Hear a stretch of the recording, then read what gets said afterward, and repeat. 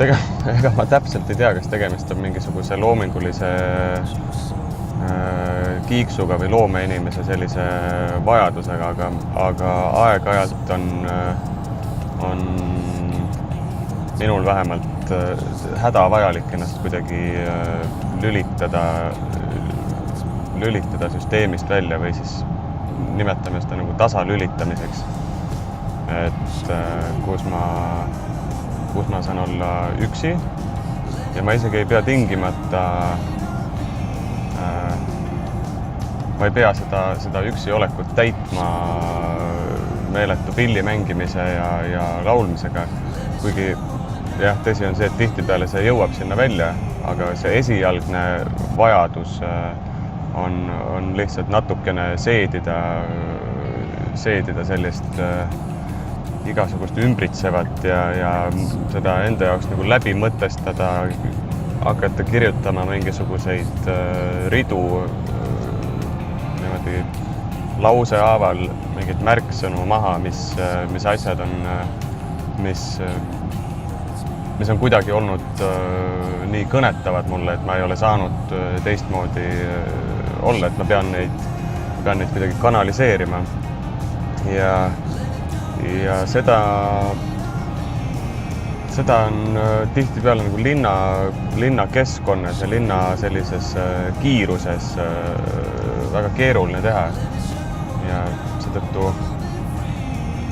seetõttu ma käingi maal ja jalutan metsas ja kõnnin ja lihtsalt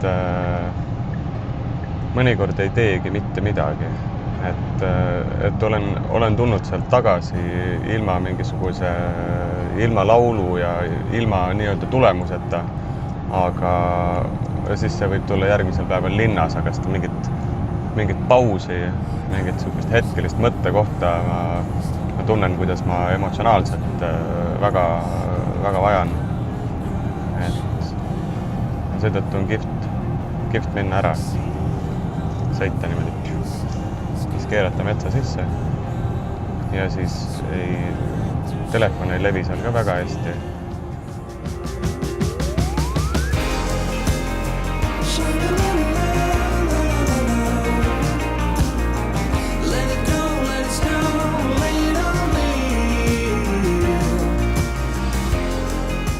Ma arvan, et me vajame inimestena mingisuguseid selliseid retki ja rännakuid aeg-ajalt, mis puhastavad meid seest ja toovad meile uusi ideid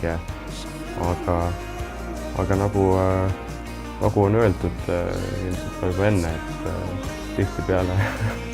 tihtipeale kohale jõudmisest tähtsam on see teekond, et seetõttu on mõnus teekonna läbimine ka väga oluline faktor kogu selle asja juures.